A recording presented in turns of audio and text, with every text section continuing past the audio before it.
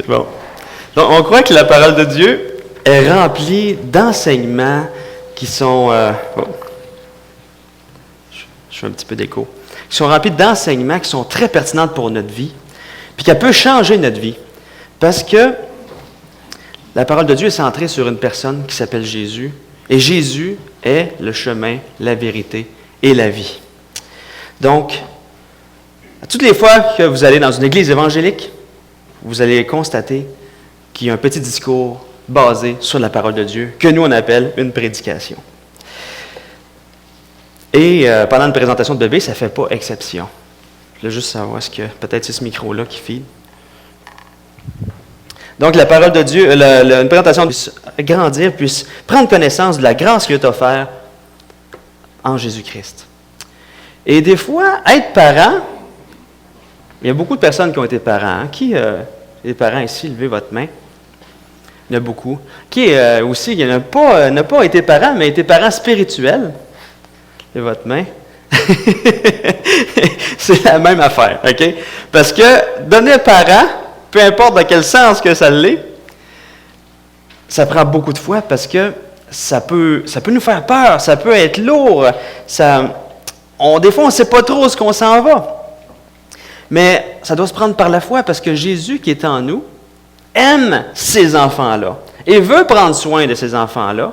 Donc, Jésus qui est en nous nous donne au bon moment les bons outils pour prendre soin de ces enfants-là pour qu'ils puissent grandir.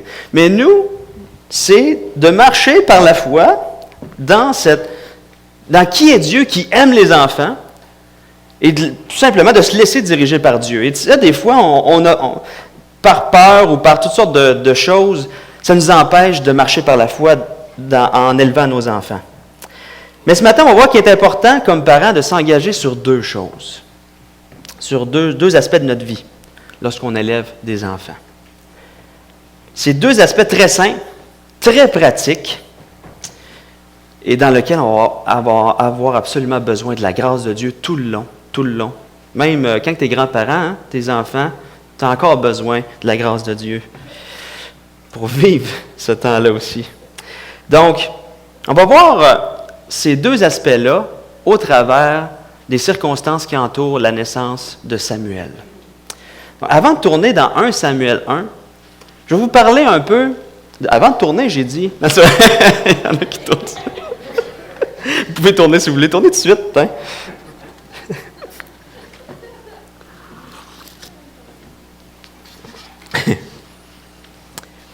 Donc, je vais vous parler un peu de Samuel. Samuel, c'est qui Samuel? C'est un personnage très important dans la Bible, Samuel. Samuel, il a été une bénédiction pour le peuple d'Israël. Mais dans sa vie, il était un homme très, très, très occupé. Dès son jeune âge, il a commencé à servir l'Éternel. Il a commencé à être un serviteur de Dieu. Et il a été formé par Élie, le souverain sacrificateur Élie. Et après la mort d'Élie, lui-même a été sacrificateur. Il a été juge du peuple d'Israël. Ça a été un des derniers juges selon le cœur de Dieu en Israël. Parce qu'après ça, il y a eu ses fils qui ont été nommés juges, mais ils n'ont pas fait la job de juge. Lui a été le dernier vrai juge du peuple d'Israël. Et il a aussi, il a été prophète aussi. Il a été un prophète. Et lorsque l'Arche de l'Alliance a été volée par les Philistins, il s'est passé quelque chose parmi le peuple philistin. Ils se sont mis à avoir toutes sortes de malaises. Hein? Toutes sortes de malaises qu'on ne nommera pas nécessairement. Et ils se sont dit, Dieu est contre nous, donc c'est à cause de l'Arche de l'Alliance qu'on a volé au peuple des Hébreux. On va leur retourner l'Arche. Et quand l'Arche est retournée en Israël, tirée par des bœufs, hein, Dieu a dirigé les bœufs pour que ça arrive en Israël, même Israël se sont mis à avoir des malaises aussi, puis à avoir des morts parmi eux. Et puis là, pendant 20 ans, ils n'ont pas pu la remettre à sa place, l'Arche de l'Alliance. Et pendant 20 ans, ils se sont fait opprimer par le peuple philistin, puis ils ne comprenaient pas pourquoi. Ils sont allés voir Samuel, et ils ont dit, Samuel, qu'est-ce qui se passe avec nous autres? Et dans 1 Samuel, chapitre 7, verset 3, il est écrit, Samuel leur répond tout simplement, « Si c'est de tout votre cœur que vous revenez à l'Éternel, ôtez du milieu de vous les dieux étrangers et les astartés, dirigez votre cœur vers l'Éternel, et servez-le lui seul. Il vous délivrera de la main des Philistins. Et c'est ça que le peuple a fait. Ils se sont repentis, ils ont abandonné leurs idoles, ils sont tournés vers Dieu. Et Dieu les a libérés des Philistins. Et cette libération-là a duré pendant toute la vie de Samuel. C'est écrit que ça a duré pendant toute la vie de Samuel. Donc Samuel a fait quelque chose de grand. Il a amené tout le peuple d'Israël à la repentance. Et c'est un prophète de Dieu qui a amené le peuple d'Israël à la repentance. Et il a fait quelque chose d'autre de très important aussi. C'est lui qui a consacré David roi. Saül aussi, mais David, le roi selon le cœur de Dieu, c'est Samuel qui l'a oint roi, qui l'a consacré roi. Et David a été le premier du trône de David, dont Jésus a été l'héritier de ce trône-là, selon la chair. Et c'est incroyable, donc c'est super important ce que Samuel a fait. C'est un homme très important dans la Bible. Dieu l'a utilisé énormément. Et tout ça est arrivé, oui, parce que Dieu l'a voulu comme ça, mais aussi tout ça est arrivé parce que ses parents l'ont consacré à l'Éternel. Ils ont consacré leur enfant à Dieu. Et Dieu a fait quelqu'un qui a été utile entre ses mains. Ça a pris beaucoup de foi pour ses parents pour faire ça. Surtout sa mère. C'est surtout sa mère qui a fait ça. Mais ça a pris beaucoup de foi pour en arriver à consacrer son enfant au service de Dieu. Et donc, on va voir ensemble les circonstances qui entourent la naissance. Donc, vous pouvez prendre 1 Samuel, verset 1. Chapitre 1, verset 1. On va lire le chapitre au complet. Les 28 versets.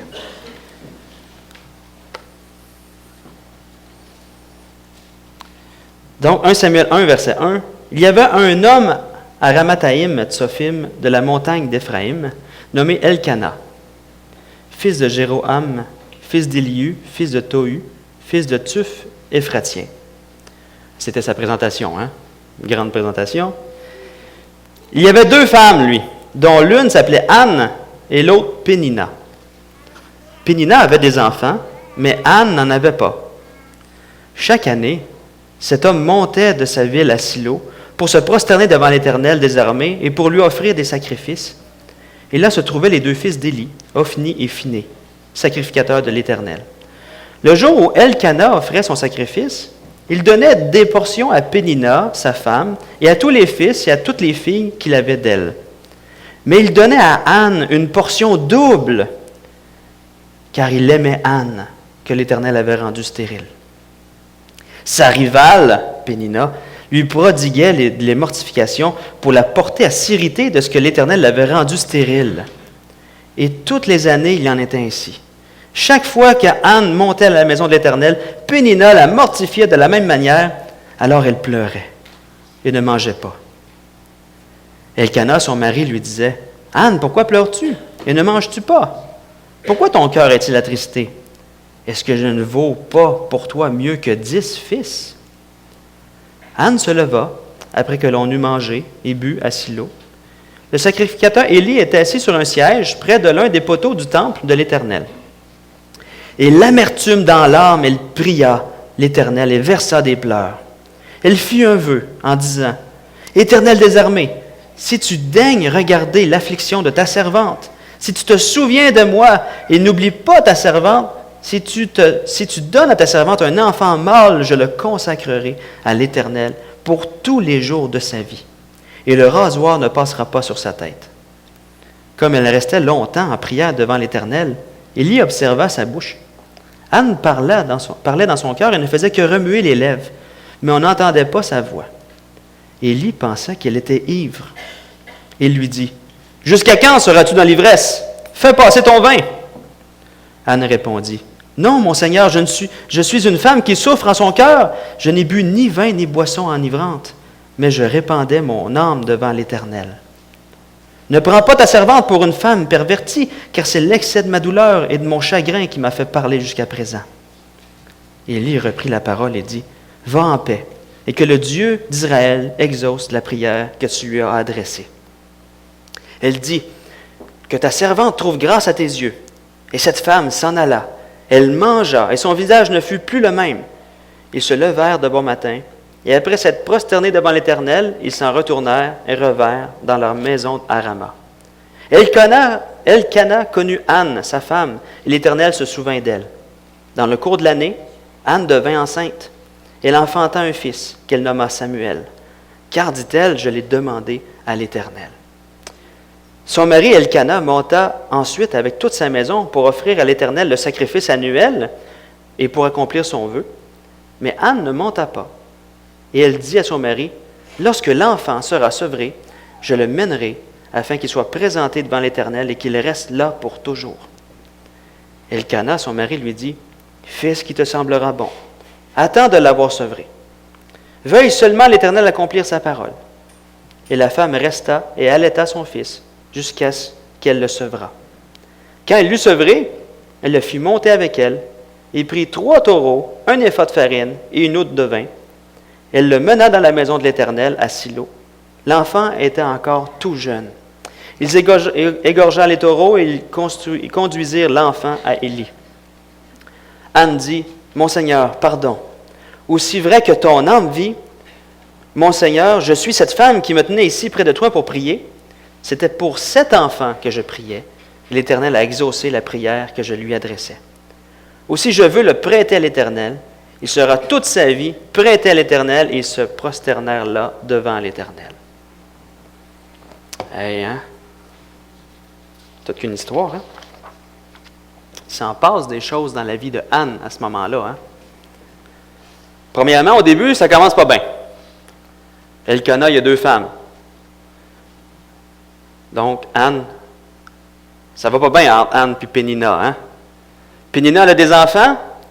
Anne, c'est écrit que l'Éternel l'avait rendue stérile. Ah, on pourrait dire, « Eh boy, Dieu est méchant. » Mais non, Dieu, il avait son plan. Dieu savait ce qui allait se passer. À l'époque, le fait de ne pas avoir d'enfant pour une femme, c'était très mal vu, c'était honteux. C'était signe que Dieu n'avait pas la bénédiction sur cette femme-là. Aujourd'hui, ce n'est pas comme ça, mais dans ce temps-là, c'était comme ça. C'était grave. Et une femme qui n'avait pas d'enfant souffrait énormément de ce fait-là.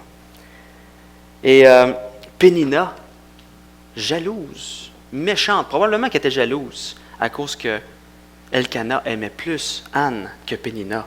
Parce qu'on voit que quand il offrait un sacrifice, il donnait une portion à Pénina, une portion aux enfants, mais le double de la portion à Anne, parce qu'il l'aimait. Donc, Pénina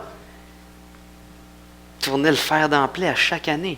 Hey, Dieu t'a rendu stérile, toi. Imaginez comment elle se sentait, Anne. Et à chaque année, c'était ça. À chaque année, le fer dans la plaie. À chaque année, elle avait de l'amertume. À chaque année, elle ne mangeait pas. À chaque année, c'était ça. Je ne sais pas comment les autres années, elle gérait sa colère, elle gérait son amertume, mais cette année-là, qu'est-ce qu'elle a fait? Elle est allée devant Dieu. Elle est allée devant Dieu, elle a versé sa peine. Elle a versé son amertume. Elle a supplié Dieu de lui donner un fils. Et la réaction d'Anne, à ce moment-là, nous enseigne. Anne vivait une difficulté, là. Et ça nous enseigne au niveau individuel, tant au niveau individuel qu'au niveau en Église. Quand on vit une difficulté en Église, comment on réagit? Qu'est-ce qu'on fait? Quand on vit une difficulté individuelle, qu'est-ce qu'on fait? Comment on réagit? Et ça nous enseigne sur tous les domaines de notre vie. Et ça nous enseigne aussi quand on a des enfants. Et ça nous amène au premier engagement du parent chrétien. Quand on vit une difficulté, quand on élève des enfants, on doit faire comme Anne et se tourner comme vers Dieu et déverser notre difficulté, en parler à Dieu. Et si on a de l'amertume, la donner à Dieu. Parce que quand on devient parent, on va vivre des difficultés. On va en vivre. Et chaque âge a cette difficulté. Hein? Ça peut être une difficulté que l'enfant vit. Comment que l'enfant est. Ça peut être une maladie à la naissance. Ça peut être un retard de croissance. Ça peut être un retard de compréhension, de développement à l'école. Ça peut être n'importe quoi. Un trouble d'apprentissage. Et ça peut te causer des soucis. Ça peut être des troubles relationnels avec les autres enfants. Et puis ça te cause des soucis. Ça peut être le fait qu'il ait été têtu. Hein? Des fois, il y a des enfants qui sont plus durs que d'autres. Il y a des enfants qui ont, ils ont tous un caractère. Il faut dealer avec ça. Mais comment? À l'adolescence. À l'adolescence, hey, il y a des difficultés à l'adolescence. Il y a des ados ici. Hein? Il y en a plusieurs qui ont des ados ici. Imagine, OK, ta fille de 14 ans te présente son chum qui a 18 ans. Je te watch, hein? Hey, comment tu réagis? Tu as des craintes, tu as des soucis qui sont là. Ton ado de 15 ans commence à se tenir avec des gars qui prennent de la drogue. Tu as des soucis qui sont là. Ça nous inquiète.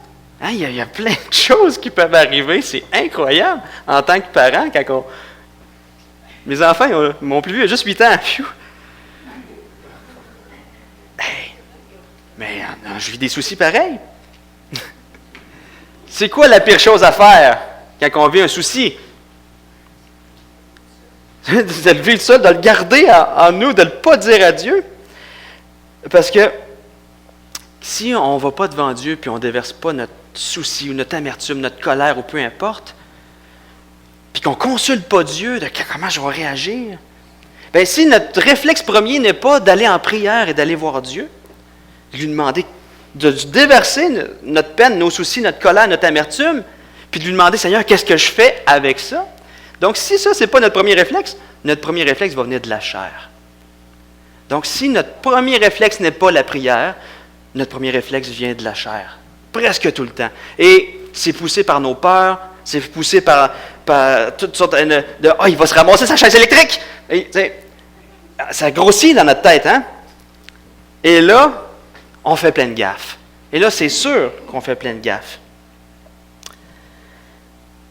Donc, notre premier engagement, quand on vit un souci, peu importe lequel, mais en tant que parent, c'est d'aller voir Dieu et lui déverser. Et lui déverser tout ça. Mais ça se fait en trois étapes. Okay? La première étape, c'est justement d'aller devant Dieu et de lui dire. C'est de lui dire. Première étape, c'est simple ça. Mais des fois, on s'obstine, hein? Ça prend du temps avant d'y aller, hein? On garde ça en dedans de nous. Et puis, je devrais-tu faire ça? Non, va voir Dieu. C'est la première étape. Ça peut être simple de dire, la première étape, voici, c'est d'aller prier. Mais des fois, on s'obstine. Donc, c'est de remettre ça. La deuxième étape, quand on regarde Anne, elle est là, puis elle prie ardemment. Elle prie ardemment, là. Tellement que Élie pense qu'elle saoule. Et les autres, là, ils viennent de manger, boire. Peut-être qu'elle a trop bu. Puis là, elle est là, puis ça va pas bien son affaire, là. Mais non, elle prie ardemment. Et le texte dit aussi qu'elle a prié. Élie la regardait, puis elle a pris longtemps, tu sais. Donc, de prier, elle a prié jusqu'à ce qu'elle reçoive un exaucement de Dieu. Jusqu'à ce qu'elle reçoive, pas un exaucement, mais la réponse de Dieu. Et c'est ça qui est arrivé. Elle a prié, puis Élie est arrivé. Il était dur avec elle. Il pensait qu'elle était saoule. « Hey, va passer ton vin ailleurs, femme. Là. Hey, qu'est-ce que tu fais là? Va-t'en ailleurs, là. Va te reposer. Là. Ça va pas bien ton affaire. » Oui, il était dur avec elle. Mais quand elle a expliqué qu'est-ce qu'elle vivait, ben lui, il a dit en tant que prophète, il a donné la réponse de Dieu. Va-t'en, le Seigneur va répondre à ta prière. Donc, deuxième étape, prier, mais prier jusqu'à ce que le Seigneur nous donne une réponse. Parce que souvent, on ne sait pas quoi faire quand nos enfants vivent telle chose ou telle chose. Et si on n'attend pas la réponse de Dieu, bien, on va faire des gaffes. Donc, d'attendre la réponse de Dieu. Et la troisième étape, c'est lorsque tu as reçu la réponse de Dieu, bien, tu vis en fonction de cette réponse de Dieu-là. Quand Dieu te donne une réponse, peu importe que ce soit les enfants ou n'importe quel domaine de ta vie, que tu poses des questions à Dieu, quand tu as ta réponse, vis en fonction de cette... Tu l'as reçu, la réponse. Elle, quand elle a reçu la réponse, qu'est-ce qui est arrivé au verset 18? Verset 18. Que ta servante trouve grâce à tes yeux, elle l'a accepté. Elle l'a accepté par la foi. Parce qu'elle n'est pas devenue enceinte tout de suite, là. Ça a été plus tard un petit peu. Et cette femme s'en alla, elle mangea, et son visage ne fut plus le même. Elle n'a pas resté abattue. Elle a reçu la réponse de Dieu et elle l'a cru. Et elle a vécu en fonction de cette réponse-là. Elle est partie et elle a fait « Yes, je suis exaucé ». Donc, par la foi, elle a accepté l'exaucement. Elle a vécu en fonction de cet exaucement-là. Donc, les 3 étapes, quand on est des parents chrétiens, qu'on s'engage, le premier engagement, c'est quand il se passe, quand on vit un souci, d'aller devant Dieu, d'attendre sa réponse et de faire confiance à ce qu'il nous donne comme réponse. Comme parents, puis comme n'importe quel domaine de notre vie qu'on se pose des questions. Donc, on remet à Dieu et on lui fait confiance. Et des fois, on peut tomber dans le doute, mais c'est important de s'accrocher puis de l'écrire, cette réponse de Dieu-là. Parce que des fois, on oublie vite, puis là, on retombe dans notre souci, dans notre pattern, ça retourne dans notre tête. Mais non, si tu l'as bien noté, où est-ce que tu as écrit les choses, où est-ce que la réponse de Dieu, tu t'accroches à ça, puis tu vis en fonction de la réponse de Dieu. Puis après ça, tout ce que tu fais, tu regardes Dieu agir, puis faire ce qu'il a dit qu'il ferait. Tout simplement. Donc, quand on est parent et on vit des soucis, Dieu nous montre des choses, et après ça, on observe ce que Dieu fait. Tout simplement. Mais si on regarde plus loin, OK, à partir du verset 20, dans le cours d'année, elle est tombée enceinte. Ça s'est arrivé. Donc, elle a observé ce que Dieu lui a dit. C'est vrai, c'est en train d'arriver. Sauf qu'au verset 11, elle avait fait un vœu à l'Éternel. Si tu daignes regarder l'affliction de ta servante, si tu te souviens de moi, n'oublie pas ta servante. Si tu me donnes un enfant mâle, je le consacrerai à l'Éternel pour tous les jours de sa vie. Et le rasoir ne passera pas sur sa tête. Là, le bébé est dans son ventre, là. Le bébé pour lequel elle a prié, puis elle a attendu toutes ces années, pour lequel elle a souffert, qu'elle a enduré les mortifications de l'autre, qu'elle a prié ardemment pour que le Seigneur lui donne, puis là, il est dans son ventre. Il est là. Puis il va naître, là. C'est tentant de le garder pour soi, hein? C'est tentant. Là, il est là. Mais elle s'est engagée devant Dieu à l'offrir à Dieu. Imaginez le combat qu'elle a dû vivre. Et là, elle s'était mise dans la tête, puis avec son mari, puis son mari était d'accord. Lorsque l'enfant sera revenu, je le mènerai, afin qu'il soit présenté devant l'Éternel au verset 22, et qu'il reste là pour toujours. C'est tentant de l'avoir, là, puis là, tu sais, là, les femmes, vous allaitez votre enfant, là, OK? Vous savez que lorsqu'il va être sevré, pour nous, c'est très tôt, le sevrage, mais pour eux, c'était à l'âge de 3 ou 4 ans. Donc, il était allaité jusqu'à l'âge de 3 ou 4 ans.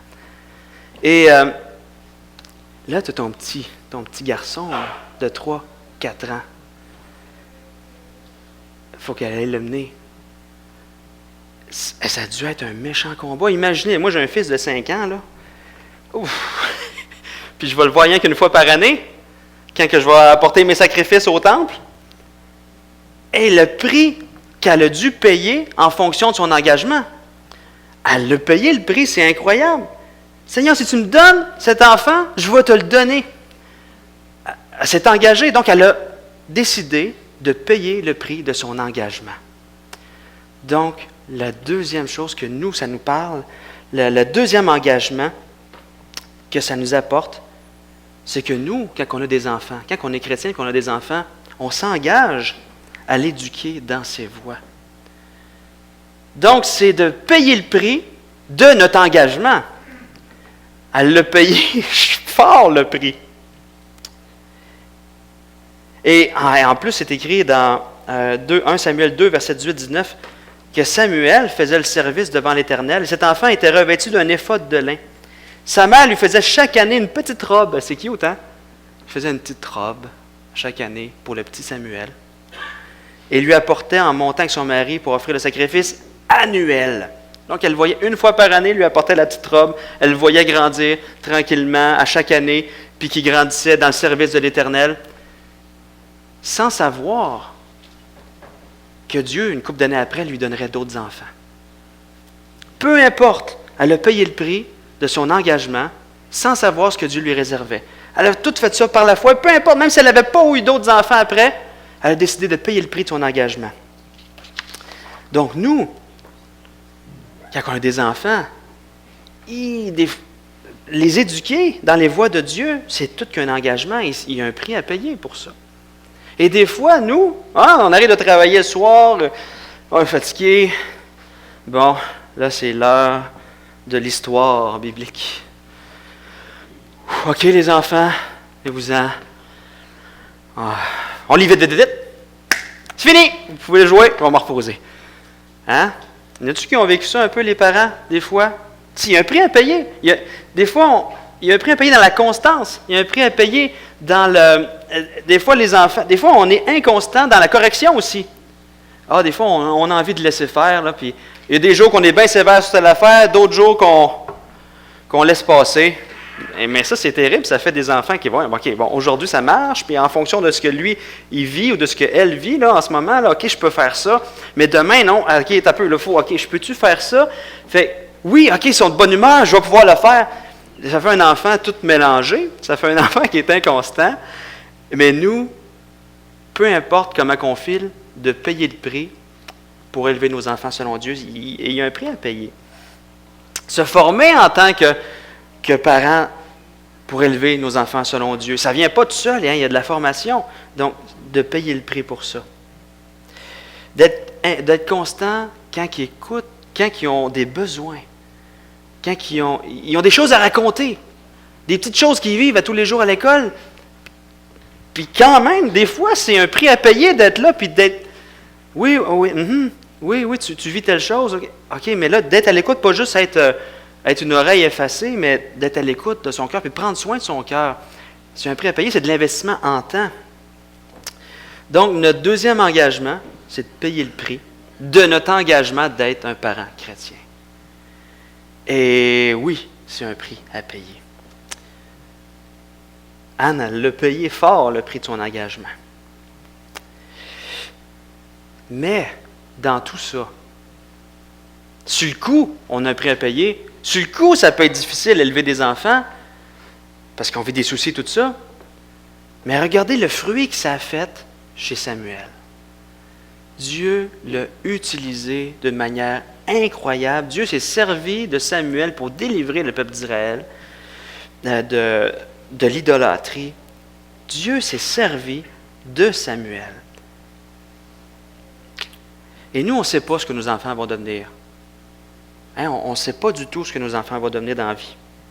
On ne sait jamais comment Dieu va les utiliser. Il ne faut pas oublier les deux engagements qu'on a en tant que parents chrétiens, qu'on a vus ce matin. Remettre nos soucis, remettre nos amertumes, remettre nos douleurs à Dieu, lui faire confiance, d'attendre sa réponse et lui faire confiance, marcher en fonction de cette réponse-là et payer le prix de notre engagement. Et ce matin, en Église, on s'est engagé, les anciens, on a prié et tout ça, et les parents, c'est envers le petit Jérémie. Et ça nous rappelle aussi à tous ceux qui ont présenté leurs enfants, et tous les enfants qui sont ici, et tous nous ensemble, même ceux qui n'ont pas d'enfants, de prendre soin des enfants. C'est une communauté, on prend soin des enfants les uns les autres. Je racontais une fois qu'en Afrique, les enfants du village appartiennent à tout le village. Et ça prend un village pour élever des enfants. Et c'est quelque chose, hein? Donc, chacun apporte quelque chose à l'enfant pour l'élever. Donc, chacun de nous, on est tous des mononcles, des matantes, des grands-papas, des grands-mamans pour chacun des enfants qui sont ici. On a tous un prix à payer pour ces enfants-là. Et qu'est-ce qui est le fun? C'est qu'enfin, le ministère pour la famille va prendre forme à partir du mois d'octobre. Yes! Ça fait 1 an qu'on travaille là-dessus. Et là, ça va pointer. Donc, il va y avoir toutes sortes d'équipements, toutes sortes d'outils disponibles pour les parents et pour les enfants aussi, dès le mois d'octobre. Et qu'est-ce qui est le fun dans tout ça? Oui, le prix à payer, il est là, mais Dieu est en train de bâtir des serviteurs et des servantes de Dieu pour l'avancement de son royaume.